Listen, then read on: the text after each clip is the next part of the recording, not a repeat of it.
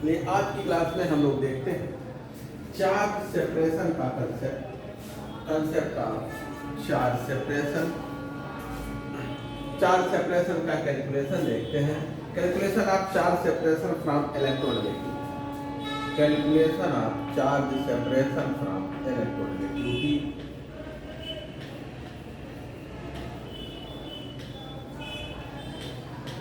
Calculation of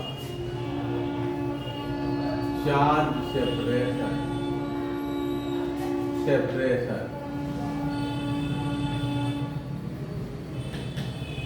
from electronegativity.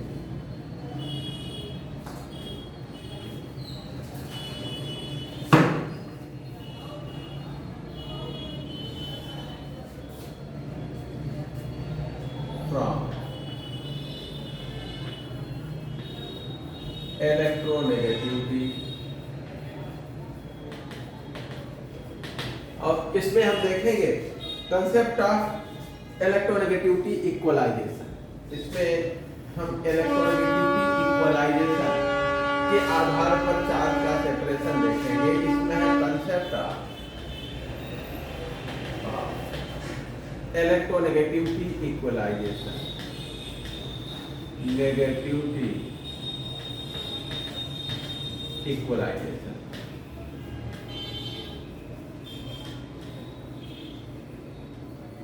देखा जाए electronegativity equalization के कंसेप्ट को हम यूज करेंगे। हम किसी भी अगर कोई पोलर बॉन्ड है, दो आइटम्स हैं, उनकी इलेक्ट्रोनेगेटिविटी में डिफरेंस है, बॉन्ड में पोलरिटी है, तो वहां पर चार्ज का सेपरेशन होता है। पार्शियल अपोजिट चार्जेज उन पे डेवलप होते हैं।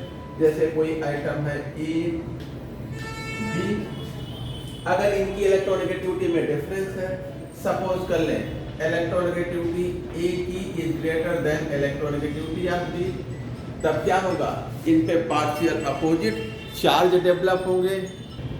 तो देखिए अगर हम ए की सपोज कर लें कि इलेक्ट्रोनेगेटिविटी ए की बी से ज्यादा है, तो इस पे क्या हो जाएगा, पार्शियल नेगेटिव चार्ज और इस पे पार्शियल पॉजिटिव चार्ज ये होगा। लेकिन हम ये जानते हैं कि जैसे जैसे चार्ज सेपरेशन होता है, जैसे इस पर जैसे जैसे नेगेटिव चार्ज इकट्ठा होता जाएगा, इसकी इलेक्ट्रोनेगेटिविटी घटती जाएगी, इसकी इलेक्ट्रोनेगेटिविटी घटती जाएगी, और इस पर जैसे जैसे पॉजिटिव चार्ज आएगा, इसकी इलेक्ट्रोनेगेटिविटी बढ़ती जाएगी। और एक कंडीशन ऐसी आएगी कि दोनों इलेक्ट्रोनेगेटिविटी इन पर चार्ज डेवलप होने के कारण इनकी इलेक्ट्रोनेगेटिविटी एक दूसरे के बराबर हो जाएगी। यानी कि यही जो है इक्वलाइजेशन इलेक्ट्रोनेगेटिविटी का हो जाएगा, इक्वल हो जाएगी। और इसी कंसेप्ट को हम यूज करेंगे यहाँ पर किसके लिए, इन पे जो पार्शियल अपोजिट चार्ज आ रहे हैं उनके कैलकुलेशन के लिए। देखिए अगर हम जो है जेफ के अनुसार देखें तो जेफ के अनुसार किसी इलेक्ट्रोनेगेटिविटी जो है वो कांस्टेंट ए बी और क्यू चार्ज पे डिपेंड करता है according to Jaffe Hinze concept. Jaffe Hinze concept के अनुसार देखा जाए तो Jaffe Hinze concept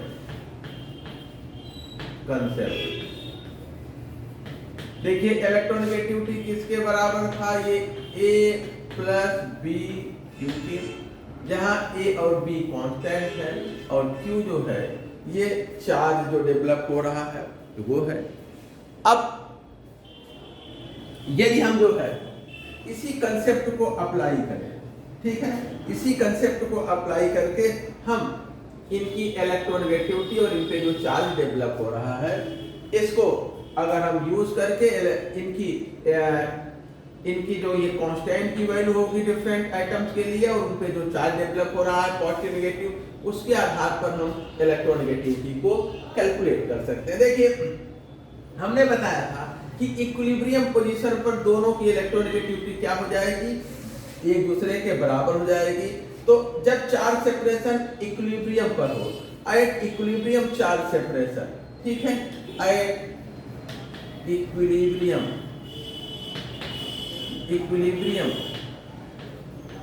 charge separation,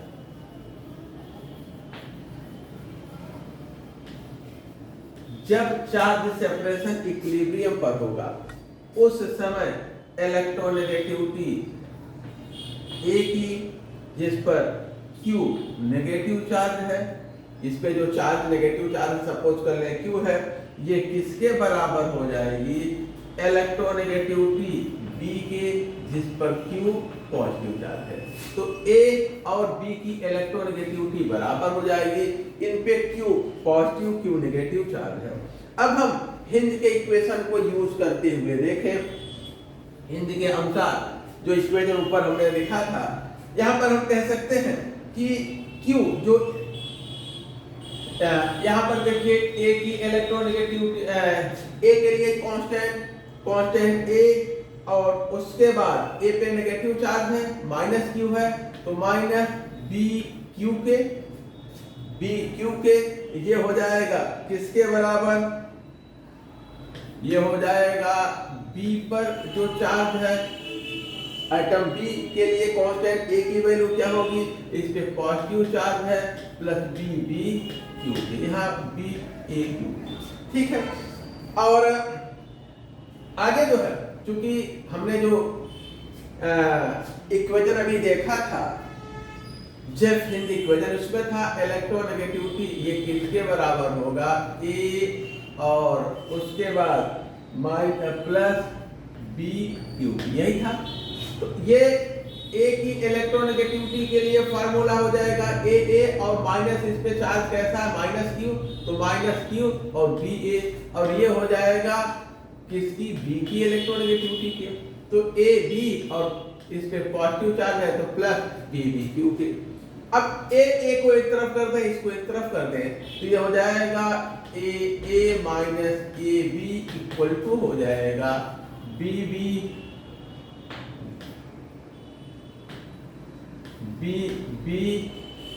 और Q और प्लस BAQ के, Q को कॉमन ले लें, तो ये हो जाएगा BB और प्लस BA और Q। तो जो चार्ज है वो किसके बराबर हो जाएगा, Q इक्वल टू ये हो जाएगा, इसको इधर कर ले, AA minus AB upon BB plus BA। इस प्रकार से हम जो है चार्ज कैलकुलेट कर सकते हैं। अब देखिए एक एग्जांपल, हम एक एग्जांपल HCl का लेते हैं और उसके लिए हम चार्ज कैलकुलेट करते हैं, देखते हैं चार्ज कितना होता है। देखिए HCl को अगर हम लिया ले, HCl इन पे इस पे पार्शियल पॉजिटिव चार्ज होता है, इस पे पार्शियल नेगेटिव चार्ज, दोनों बराबर होते हैं, नेचर दोनों का अलग होता है, लेकिन दोनों का मैग्नीट्यूड सेम होता है, चार्ज का जो मैग्नीट्यूड है वो सेम होता है, और हमें यही देखना है कि इन पे कितना पार्शियल अपोजिट चार्ज डेवलप हो रहा है। तो अब देखिए इसके लिए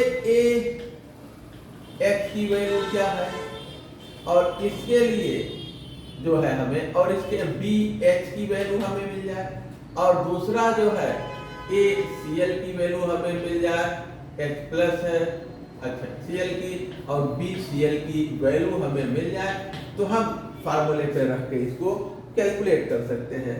तो ACl देखिए कितना है, इसकी वैल्यू 10.9 होती है, और उसके बाद जो है जो AH है उसकी वैल्यू, AH की वैल्यू, ACl की वैल्यू, एक मिनट देखा जाए, जो ACl की वैल्यू है वो 10.9 है, और जो AH की वैल्यू है वो कितनी, वो 7.15 है, और BH की वैल्यू अगर हम देखें, BH की वैल्यू 12.85, और BCl की जो वैल्यू है, BCl की वैल्यू होती है 11.30।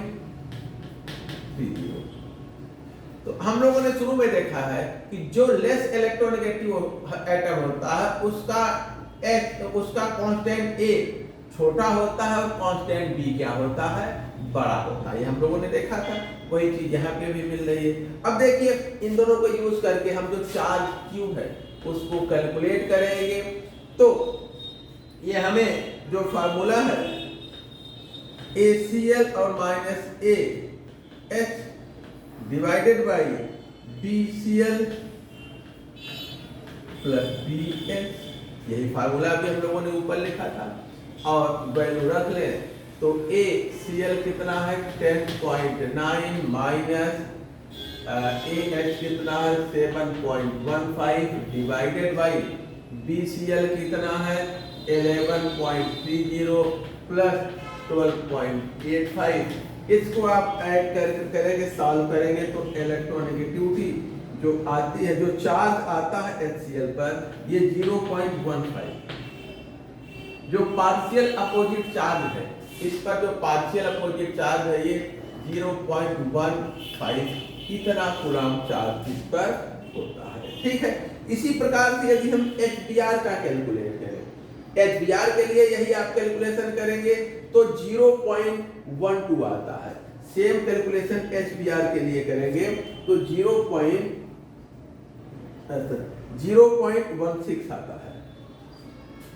देखिए HCl के लिए हमने कितना देखा Q चार्ज किस पे HCl पे, ये कितना है 0.15, लेकिन जब Q चार्ज HBr पर देखेंगे तो ये वैल्यू आता है 0.16 साल करके 0.06 आता है। ये तो हमने कैलकुलेट किया है। ठीक है, इलेक्ट्रोनेगेटिविटी इक्वलाइजेशन के आधार पर on the basis of electronegativity equalisation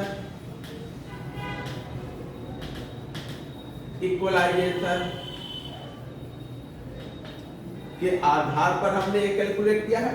लेकिन यदि यही वैल्यू आप डाइपोल मोमेंट मेजरमेंट द्वारा डाइपोल मोमेंट को मेजर करके यदि कैलकुलेट करते हैं तो जो चार्ज है HCl पर वो कितना आता है 0.17, और जो चार्ज है HBr पर ये कितना आता है, ये आता है 0.1। देखिए ये फ्रॉम डाइपोल मोमेंट मेजरमेंट, ये कहां से कैलकुलेट किया गया, from dipole moment measurement, dipole moment को मेजर करके। दोनों में सिमिलर, दोनों में बहुत क्लोजनेस नहीं है, बहुत ज्यादा डिफरेंस है। HCl का तो दोनों केस में थोड़ा सा सिमिलरिटी है, लेकिन HBr का देखिए बहुत ज्यादा डिफरेंस है। HBr पे जो चार्ज डेवलप होता है डाइपोल मोमेंट मेजरमेंट और इलेक्ट्रोनेगेटिविटी इक्वलाइजेशन से दोनों केस में हमें अलग अलग मिल रहा है बहुत ज्यादा। इसका कारण क्या है, जो चार्ज सेपरेशन हम कैलकुलेट करते हैं सैंडरसन अप्रोच से ये डिफरेंट है जो हम प्राप्त करते हैं अदर मेथड से, जैसे डाइपोल मोमेंट मेजरमेंट से। ठीक है, और इस डिस्क्रिपेंसी का कारण क्या है, कारण ये है जो हमने एज्यूम किया है कि टोटल एनर्जी जो इन्वॉल्व है चार्ज सेपरेशन में वो आयोनाइजेशन एनर्जी और इलेक्ट्रॉन एफिनिटी है। ध्यान दीजिए ये जो डिस्क्रिपेंसी है, जो अनियमितता है, उसका कारण क्या है। हम लोगों ने ऐसा माना है कि चार्ज सेपरेशन जैसे एक तरफ इलेक्ट्रॉन को ले जाए, इलेक्ट्रॉन एक तरफ से दूर जाए, दूसरी तरफ एक के नजदीक जाए, दूसरे के दूर जाए, तो एक पे नेगेटिव एक पे पॉजिटिव चार्ज आ जाता है। तो जब चार्ज को हम सेपरेट करते हैं उसमें हमें एनर्जी खर्च करनी पड़ती है, वर्क करना पड़ता है ना। तो जो चार्ज सेपरेशन में एनर्जी इन्वॉल्व है, ऐसा माना गया है कि वो केवल इलेक्ट्रॉन एफिनिटी और आयोनाइजेशन एनर्जी से ही हमें प्राप्त होता है। तो जो रीजन है उपरोक्त डिस्क्रिपेंसी की वो क्या है, देखिए रीजन फॉर अबव डिस्क्रिपेंसी, जो डिसिमिलरिटी है, रीजन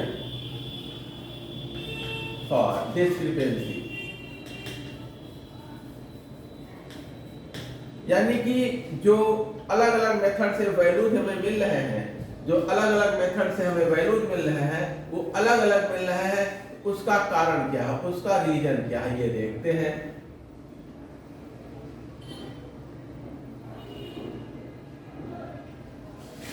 रीजन देखिए क्या है,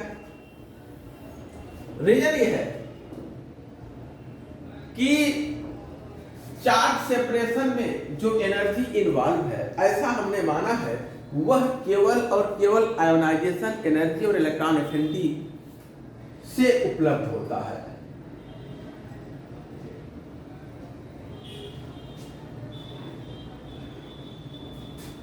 the energy involve in charge separation, charge separation, ये कहां से है? Where ionization energy, ionization energy and electron affinity, electron affinity, ठीक है ना। जो चार्ज सेपरेशन है, चार्ज सेपरेशन में जो एनर्जी इन्वॉल्व है वो कहां से है? आयोनाइजेशन एनर्जी और इलेक्ट्रॉन एफिनिटी, यही एनर्जी है चार्ज के सेपरेशन में इन्वॉल्व। बट ये एजम्पशन ऑलवेज करेक्ट नहीं है।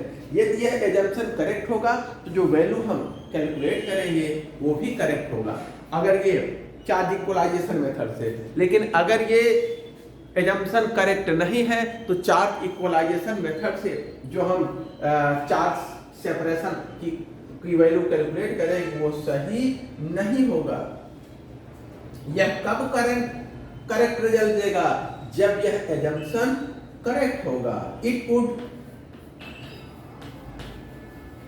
Result correct value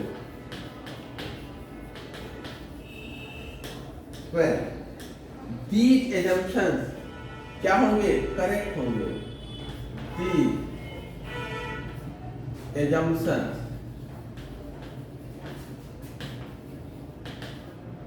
were correct, यह हमें करेक्ट वैल्यू तब देता जब ये एजम्पशन करेक्ट होते, लेकिन रियल में ये एजम्पशन करेक्ट नहीं है।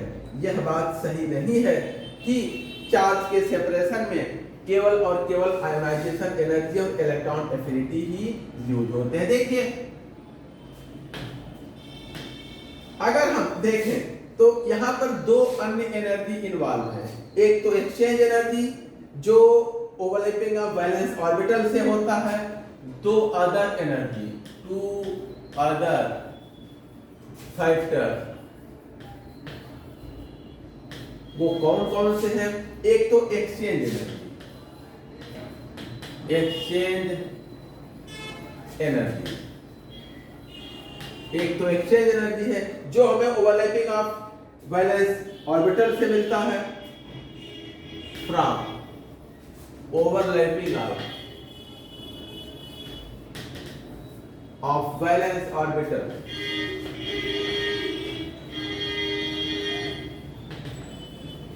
ये क्या करता है? ये रिड्यूस करता है चार्ज सेपरेशन को। हमने दो फैक्टर यहाँ पे कंसीडर नहीं किया है। एक तो है एक्सचेंज एनर्जी जो वैलेंस ऑर्बिटल के ओवरलैपिंग से होता है, ये चार्ज सेपरेशन को रिड्यूस करता है। ये क्या करता है? रिड्यूस करता है चार्ज सेपरेशन, चार्ज सेपरेशन को क्या करता है? रिड्यूस करता है। और दूसरा जो है ये इलेक्ट्रोस्टैटिक एनर्जी है जो फेवर करता है चार्ज सेपरेशन को। दूसरा इलेक्ट्रोस्टैटिक एनर्जी, स्टैटिक एनर्जी जो फेवर करता है चार्ज सेपरेशन को, ये फेवर करता है चार्ज सेपरेशन को। और ये दोनों फैक्टर इंक्लूड नहीं किए हैं, ठीक है ना।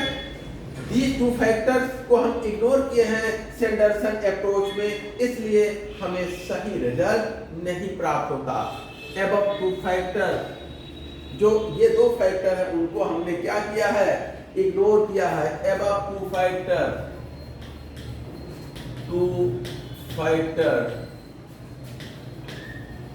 were ignored in Sanderson's approach.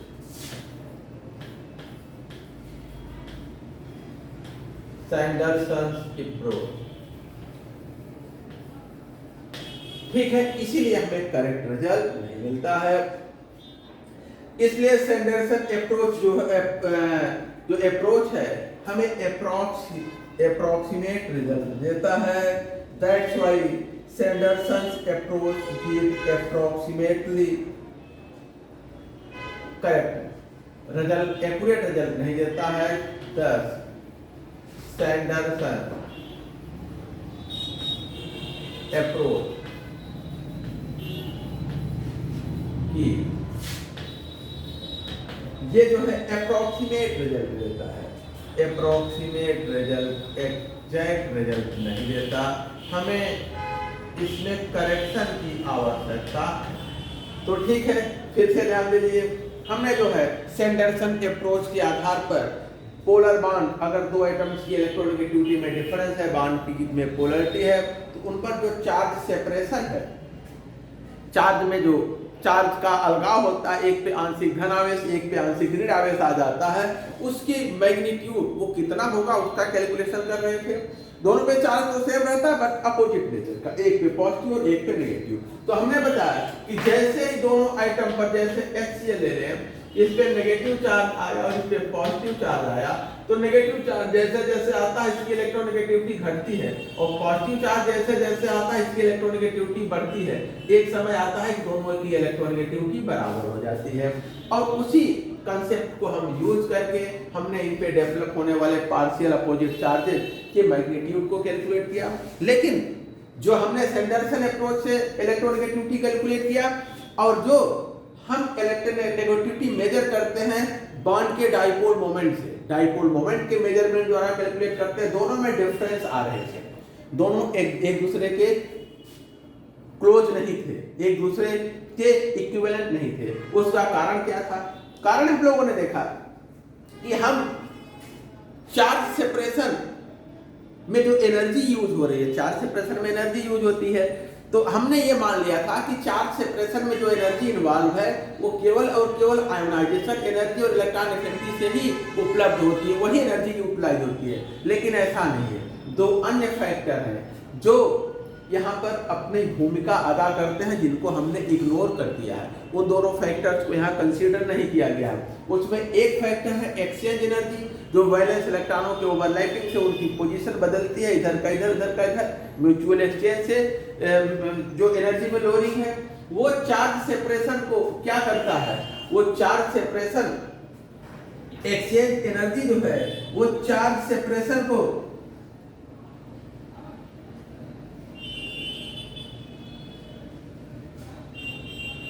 Reduce करता है, अपोज करता है। जो एक्सचेंज एनर्जी है वो चार्ज सेपरेशन को अपोज करता है, और जो इलेक्ट्रोस्टैटिक एनर्जी है, दोनों इलेक्ट्रॉन्स के बीच रिपल्सन या से जो एनर्जी डेवलप होती है, इलेक्ट्रोस्टैटिक एनर्जी, वो चार्ज सेपरेशन को फेवर करता है। और हम अगर इन दोनों फैक्टर को जो इग्नोर किए हैं कंसीडर कर लें, तब हमें एक्यूरेट रिजल्ट मिलेगा।